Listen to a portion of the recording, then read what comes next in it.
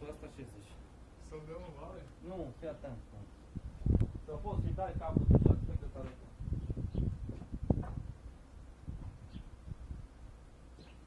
A, când șef de aici, până la dată.